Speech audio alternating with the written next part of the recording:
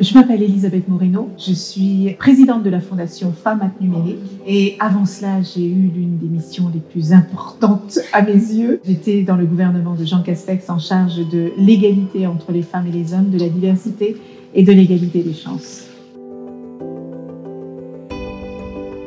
C'était important pour Femmes Numérique d'être aux côtés de la mêlée, d'abord parce que c'est l'essence même de notre fondation, que d'accompagner les associations qui travaillent sur la féminisation des métiers du numérique. C'est simplement faire en sorte que les femmes, qui, je le rappelle, composent 50% de la population française, puissent avoir une place dans ce monde du numérique qui est en train de transformer notre société.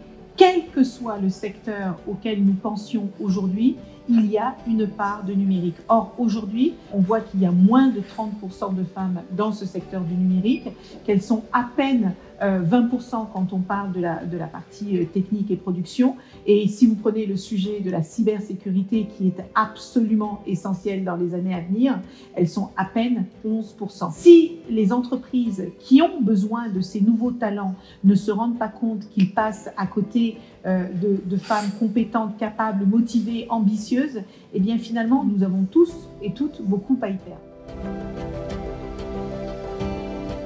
Je vois une évolution parce qu'on en parle de plus en plus. Je vois une évolution dans les pays en voie de développement.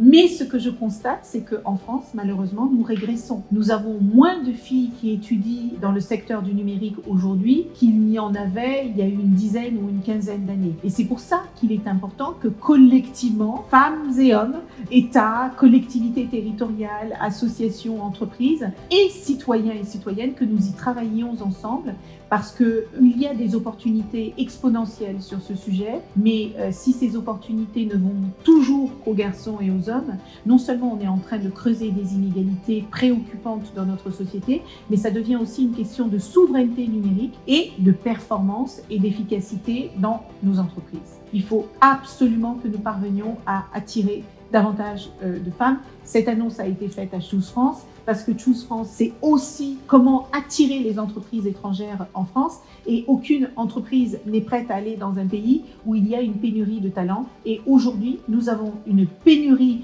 de recrutement des femmes. Donc quand les cabinets de recrutement accepteront de regarder les pipelines de recrutement différemment de ce qu'ils font aujourd'hui, peut-être qu'enfin, grâce aux politiques publiques, grâce aux politiques des quotas, grâce à la volonté collective, nous arriverons à changer les choses. Et là, c'est plus qu'urgent.